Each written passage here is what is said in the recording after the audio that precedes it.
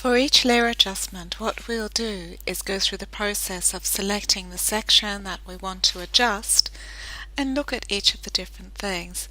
We can see that each of the layer adjustments are labeled. So the first layer adjustment, I'll switch that on and off, is for the stockings, and it's actually changing the hue and saturation of that layer.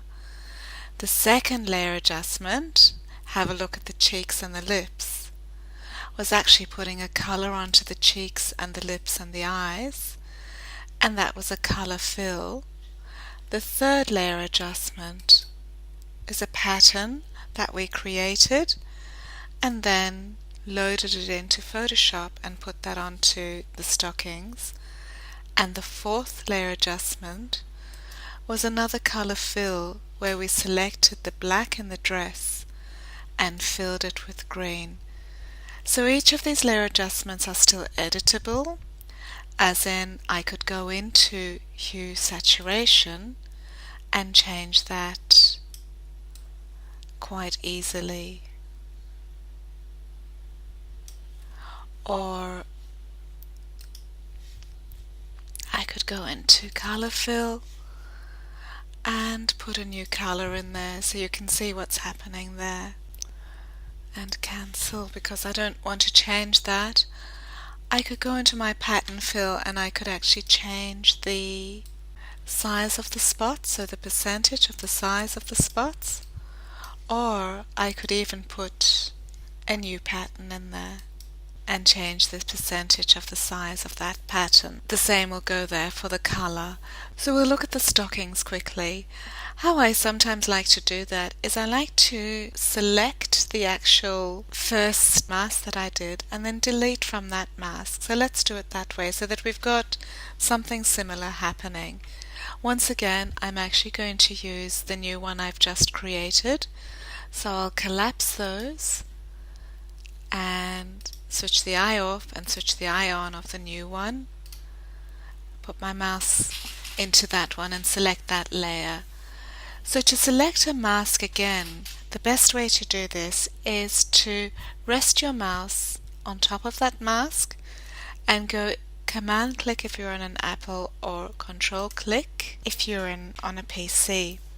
That will select that selection that's in that mask. I'll zoom into this image using spacebar to move around, and what I'm going to do is to delete most of the mask.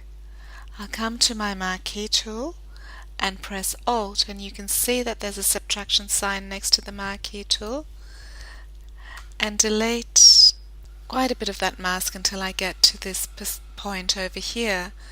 Now what I'll do is zoom in again. I'll come back to my lasso tool, press Alt again here, and just click outside and join that lasso. So what you saw I did, I'll just go Command Z so you can see that. What I had done was I selected the edge of the skirt and then I went all the way around the outside and then joined it back to where my selection went, and when I joined it, it left me with the selection that I wanted, which are those stockings.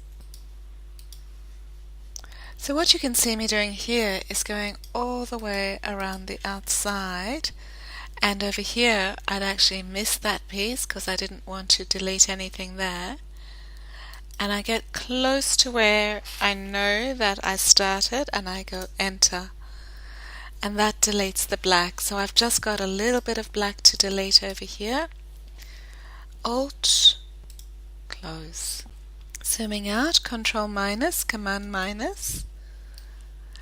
And now over here I don't need to go up to Refine Edge and Refine Edge again, because what will happen when I come down to my layer adjustment, create new fill or adjustment layer, what that will do is we're going to go for a hue saturation again,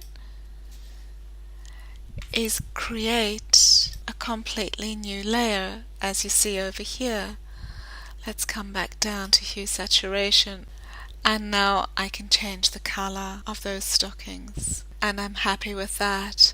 The next adjustment we can look at is adding some color to her cheeks. The reason why I'm going to show you this one is because it's just a little bit more difficult in terms of working out how to do it. We actually have to edit within the layer. So let's do that one. So what I'm going to do for this particular one is zoom in, and I'll just select the lips to start off with.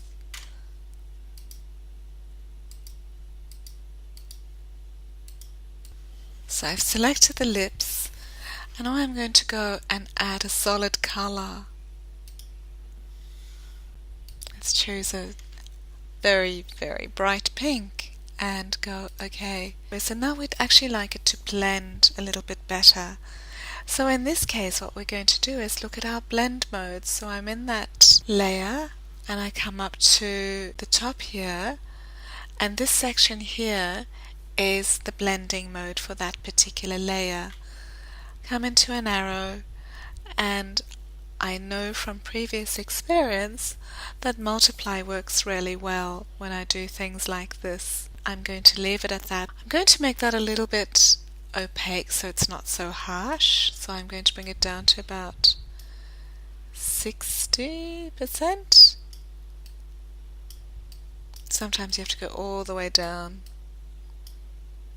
Even 30%. I'd like to edit this actual mask. So at the moment, the only thing that is masked, or that was masked, were the lips. Enable layer mask. Now I'd like to open that mask up and put a little bit more color on her cheeks. To do this, I need to select, so do you see how there's a white line around that layer mask? That means that that's selected. If I came here, do you see how the white highlight highlights the color? That means that the color is selected and I can change color. So coming in here, I could have a look at a different color.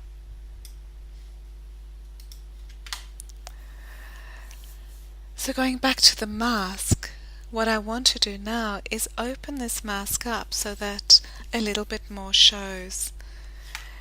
Having a look over here, so we see that our mask, where it's showing is white and where it's blocked out is black. Essentially a lot of that mask is black. So what I want to do is open that mask up by using white on this image.